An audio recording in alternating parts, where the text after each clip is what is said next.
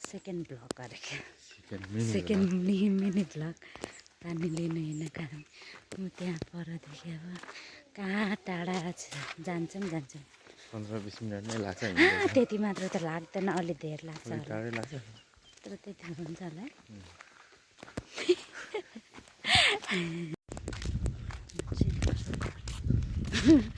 बाटोहरू तेर्सो आएर अब झन्डै लड्नु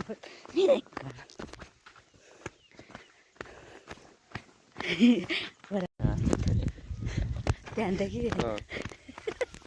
अर्को रोडमा आइपुग्यो अब यही रोडले चाहिँ सिधा पुग्छ धारामा यस्तो पुरा बाटो पनि यस्तो छ नि त ओह्रालो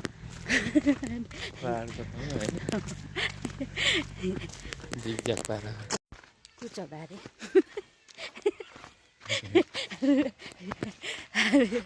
रोटै रोड कहाँ पर्नु थाल्छ कुचबारी त्यस्तो टाढामा आइपुगेको छौँ बस्ने चौताराबाट हामी यहाँ टिकटक बनाउँछौँ तर हाम्रो टिकटक यहाँ लिएर आयो चौतारामा बसेर चाहिँ छ कहाँ बडाको बाँस गाडी पर्दो छ चौतारामा बसिकन रेस्ट पनि गर्ने पानी बोकेर टिकटक पनि बनाउने फर्किने मान्छे ढुङ्गा खाने छ है यताबाट ढुङ्गा खाने मान्छेहरू ड्युटी फुट्दैछ अब हामी पानी भन्नु जाने चाहिँ जान्छ यहाँभित्र यहाँ तल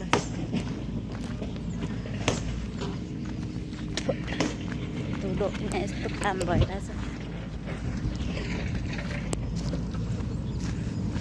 ट्र्याक्टरले ढुङ्गा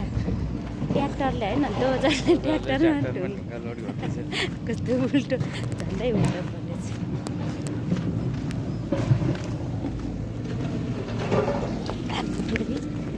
ओह्रालो झर्ने जाउँ ओह्रालो चाहिँ यता छ तल धार छ लडिन्छ है क्या छैन नि धारा आइपुगेको छ धारामा झर्न आज त कोही रहेनछ नि धारा यता चाहिँ अलैँची छ अनि ऊ चाहिँ बाले हो पानी पर्नु जाँदैछ अनि यहाँ चाहिँ पानी भर्ने काम भइरहेछ के पर्छ किरा पो रहेछ उसले बालेले पानी भर्दैछ अब ऊ यहाँ माथि रोड ट्र्याक्टरको टाउकोबाट छाना देखिरहेछ यति ओह्रालो छ केही भन्नु छ बाले हामी धेरै छ 4वटा छ धेरै ल्याउँदैन हामी चाहिँ थोरै ल्याउँछौँ क्या घरमा काम पनि हुँदैन है यसो टाइम पास पनि हुने 4वटा 4वटाले कतै 2-3 चोटि पुगिहाल्छ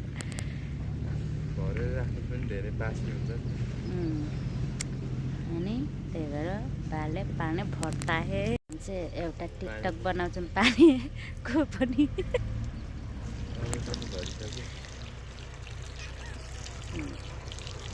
यहाँ त्यो केटाकेटीहरू आउँछ जहिले नराउँछ एउटा पिच्छे लिएर आउँछ 2 जना हामी सँगसँगै हुन्छ यिनीहरूसँगै भरे फर्किने बेलामा पनि आउने बेलामा पनि झोलामा लगाम अब हाम्रो ऊ चाहिँ यहीँ सकाउँछौँ नि मिनी ब्लगलाई यहीँ राख्छौँ त होला होइन यहाँ एन्ड गर्छौँ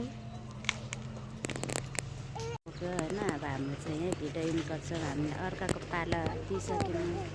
उनीहरूको पाला अब हामी उकालो चढ्दै के गर्दै जान्छौँ आजलाई